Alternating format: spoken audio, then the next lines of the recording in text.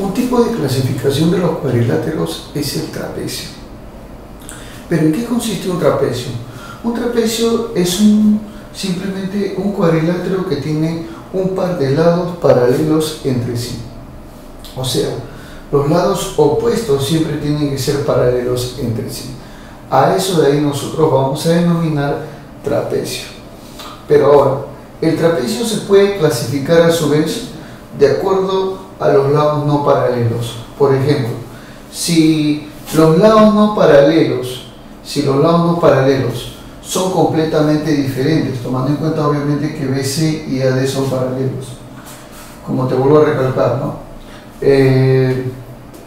Nosotros decimos lo siguiente: si esto de acá y esto de acá son completamente diferentes, o sea, esto es diferente a esto, entonces, si se cumple eso en un trapecio, simplemente estaremos hablando de un trapecio escaleno. A esto de acá, entonces, como vuelvo a recalcar, se le denominaría un trapecio escaleno. Muy bien. Y ahora, si nosotros hablamos de un trapecio en el cual sus lados no paralelos tienen la misma medida, ¿cómo es eso, profe? AB igual a CD. Muy bien. Entonces, si nosotros hablamos acerca de ese tipo de trapecio, estaremos ante un trapecio isósceles. ¿Por qué, profe? Porque tiene un par de lados no paralelos que son de la misma medida. Entonces, a esto de acá tú le llamarías trapecio isósceles.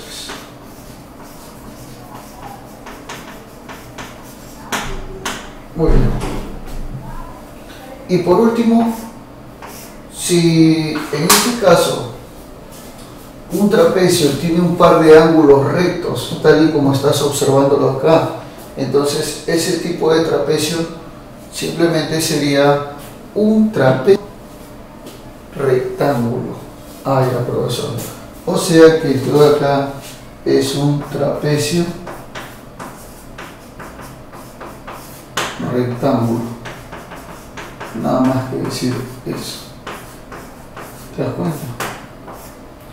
Entonces, tanto el trapecio escaleno como el isósceles y como el trapecio rectángulo son clasificaciones de lo que nosotros estamos observando. Ahora, profesor, pero, o sea, ¿en qué se fundamenta esa característica en cada uno de los casos? Tú me preguntarás de repente.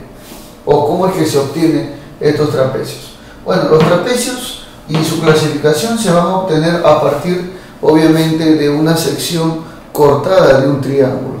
A partir de ello es lo que se va a someter. Mira, por ejemplo, si nosotros tenemos, imagínate, un triángulo escaleno, ¿no? Triángulo escaleno, por ejemplo. Entonces, ¿recuerdas qué cosa era un triángulo escaleno? Un triángulo escaleno es aquel que tiene simplemente sus lados totalmente diferentes. Este lado y este lado son diferentes. E inclusive el de abajo también son diferentes. O sea, los tres lados son diferentes.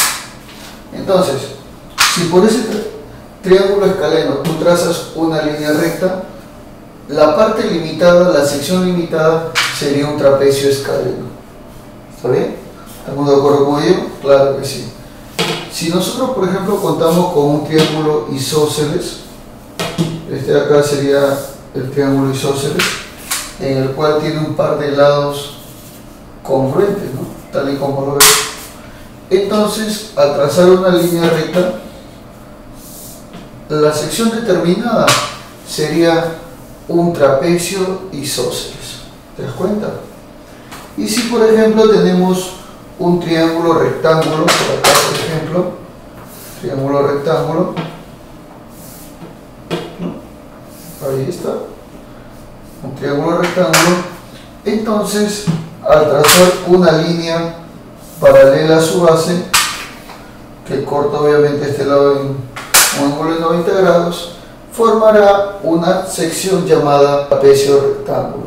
O sea, los trapecios simplemente van a ser partes, porciones de triángulos los cuales han sido seccionados, han sido cortados y se ha determinado obviamente la figura inferior en cada uno de los casos.